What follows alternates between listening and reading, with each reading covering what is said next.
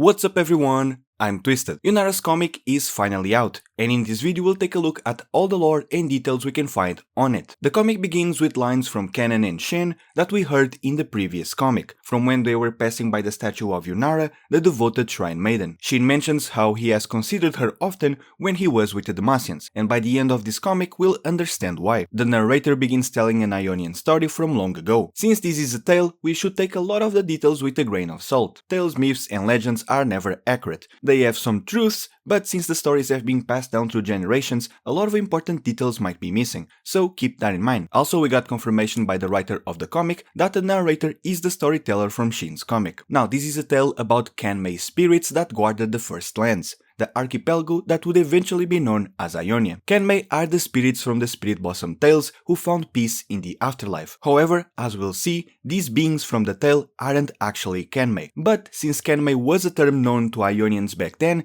this is what they ended up calling these beings. It was a peaceful time, the narrator says, while we pan to this so-called Kanmei spirit as it receives offerings from the mortals. As I mentioned in my previous videos, I believe these are actually the Shuriman god warriors, who travel to other parts of Runeterra following the fall of the Shuriman Empire. This one right here is holding what look like bladed fans, which are very similar to the tail of Pra, aka the Darkin fan. Now, I'm not 100% confident yet this is her, since the fans here don't match the weapon itself. But since Pra was hidden in the spirit realm and then returned to Ionia, I think it's very possible that this is indeed her. Keep in mind that the appearance of the Darkin can change drastically because of the host and the magic that they use. Here in the comic, we likely see her appearance before she began using blood magic and before she was ever sealed. Also, the events from LOR likely take place in the future, after the quote-unquote present. Going back to the story, this peaceful coexistence didn't last. In this page we learn that the new spirits saw themselves above the mortals and their vices. Their true nature began to seep from behind their masks. This is exactly what happened to the god warriors of Shurima. Quote,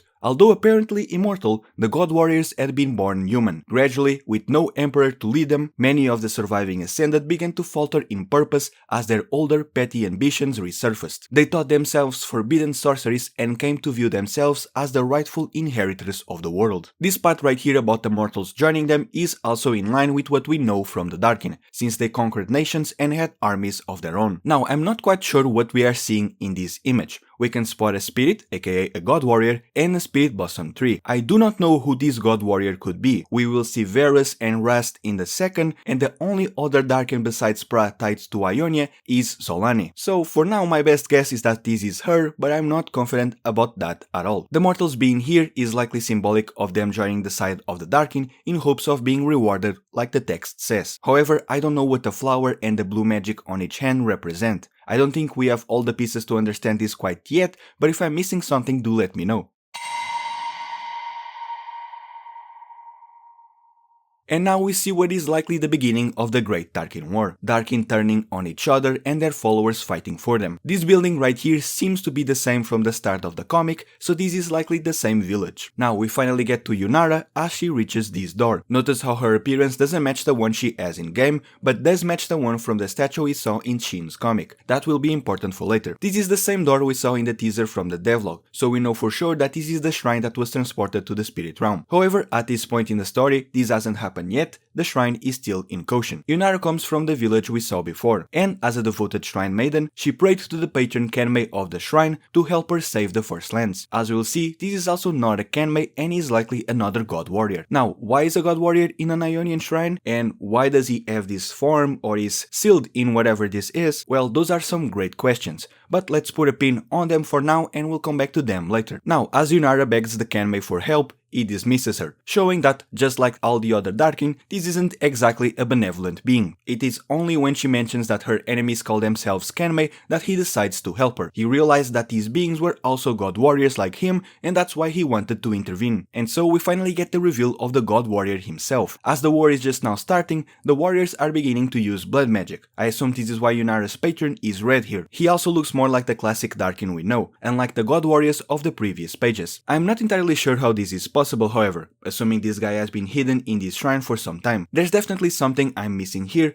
or perhaps the red in him is not tied to blood magic at all. Here we see Yunara and her patron fighting the armies of the god warriors. We get a better look at the body of the patron and how it almost looks like Nocturne, just a floating torso. Here we also learn that Yunara is someone who believes in the balance, and while this is part of Ionian culture in general, this might also mean that she has some ties to the Kinko, explaining why Shen, Kennen and the Keeper of Masks are present in this season. Since in the present, the main Kinko temple is on the ruins of a stronghold near the shrine, it's very likely that the stronghold is now in ruins because of this war. And here we get this awesome shot while the narrator describes this battle as the War of the False Kanmei, which, as I mentioned in my video about Shin's comic, is likely the name Ionians gave to the War of the Darkin. If before they learned their true nature they called the god warriors Kanmei, it's only fitting for them to call them False Kanmei afterwards. Now let's address the elephant in the room, or should I say the Darkin in the picture. These are wielding a bow and a scythe, which yes could mean that these are Varus and Rust after they started using blood magic. A couple things to mention here. First, some history. For a long time there's been this concept in League lore of the 5 Darkin. It all started with Aatrox's release. Back in the old lore, he was one of the 5 remaining Darkin. Later, Varus's update, which retconned him into being a Darkin, also mentions the 5. In specific, Varus mentions how he wants to reunite them. With the release of Kain, Rust 2 mentions the 5. With Aatrox's rework, the Darkin were retconned to being god warriors. However, we did not get any mention of the 5. And later, with the release of the Darkin expansions in Legends of Runeterra, we got introduced to so many new Darkin that it seemed like the concept of only 5 remaining was also retconned out of existence. However, shortly after, both the Mageseeker game and Afiri's release would again mention the 5. So, while we know this term can't refer to 5 remaining Darkin, it can refer to a group or alliance between 5 individual Darkin. All of this to say that I think both Rust and Varus were part of the 5, and that's why we see them working together during the wars. Yunara's patron, however, was perhaps not part of this group, hence why he is fighting them. Another detail here is that Rust is in Ionia. While a lot of people think he was hidden there after being sealed in his scythe, that's actually not stated in the lore. All we know is that the Noxians found him in Vindor, in Valorant. So for now, we don't know how his scythe went from Ionia to Noxus. As for Varus, him being here is also odd, as we know that he was sealed in his bow outside of Ionia. We know this because the person who wielded his bow after he was sealed was the one who traveled to the region to hide him there. So we're also missing how Varus left Ionia before returning again. And yes, I do believe all of this takes place in Ionia, not only based on the environment here, but because Yunara also seemed to want to protect her homeland in specific. Her fight against the Darkin could have taken her outside of the First Lands, but for now I don't believe that's the case. According to the tale, Yunara and her patron purged all traces of the Darkin and their followers from the First Lands. The tale doesn't say anything about killing them or sealing them, so it's possible that they simply left the region. After the war, the spirit revealed to Yunara that he too was a god warrior / Darkin, and here he takes off his mask revealing a human face. I haven't mentioned this yet, but at no point in the comic do we see the god warriors with their animal faces, and I think there are a couple explanations for that. First, before becoming Darkin, we see the warriors wearing these masks that are, in the story, symbolic of them hiding their true nature, their true intentions. While these are depicted as masks in the tale, I believe these were in fact their faces, animal faces. But their legend, this tale, who has been passed down to generations for centuries, is now not entirely accurate. The modern version of the tale paints them as having masks instead of animal faces. The ones I assume are Varus and Rust do look closer to the classic Darkin. They don't have animal faces because they shape their bodies using blood magic. But now, how does this new one have a human face? Well, that too could be because of blood magic.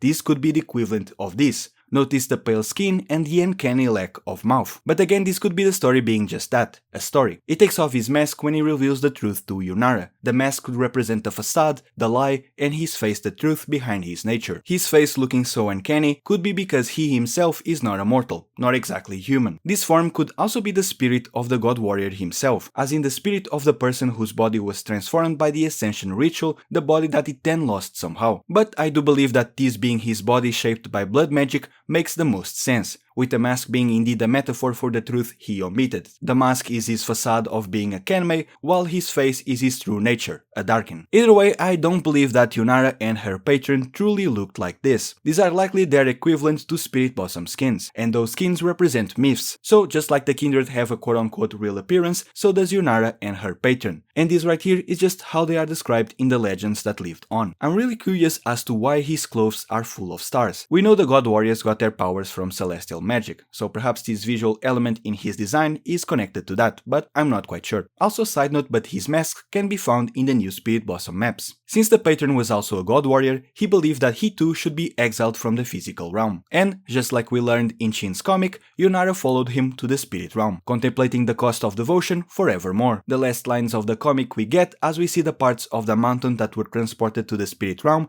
the ones we saw in the cinematic and in the recent teaser. And I believe here we are jumping from myth to reality. Not only does the border of the scroll with the story disappear, but Yunara also has her in-game appearance. And here we see the shrine returning to the physical realm, which we also saw in the teaser, again reinforcing that we are now out of the story and into real events. These last lines are tied to the first ones we saw in the comic. This is the reason why Shin thinks about Yunara's legend. Just like her devotion led her to abandon her people, so did Shin at some point. Yunara chose her patron just like Shin had chosen the Demacians. A reminder that Shin's story in this season is about his identity, who he is and where he belongs. Going back to this panel, I'm very curious to know how the patron came to be sealed here. If he even is sealed at all, since he seems to simply emerge afterwards. Remember, this season is continuing the story from the previous one, where LeBlanc sought the Darkin Glaive. So far, I've been assuming that Yunara's patron is the god warrior that eventually became this Darkin Glaive, yet we do not see a glaive anywhere after he joins Yunara. Perhaps this right here is the glaive? The design loosely matches it, but I'm not quite sure. It's also a bit weird for him to already be sealed when the war has just started. Him being hidden, however, does make sense, since eventually that's what he does anyway. The only reason he intervened was to defeat his fellow god warriors, otherwise he would probably have stayed in the shrine forever. We're still missing pieces of this puzzle, but we are getting closer to the truth. I'm still very confident that this guy is the Darkin Glaive, especially since the design of the door of the shrine matches the design of the location of the weapon as it was drawn by Atakan. However, again, I do acknowledge that the glaive not being anywhere in the comic is quite odd if he is indeed the Darkin that wields it. This comic was very good. The art especially is just gorgeous and the story left me craving for more. I'm hyped to see where we go from here. Thank you so much for watching this far. Let me know your theories down below and subscribe if you haven't already. It's free and you can always change your mind later. I'm Twisted and I'll see you guys in the next video.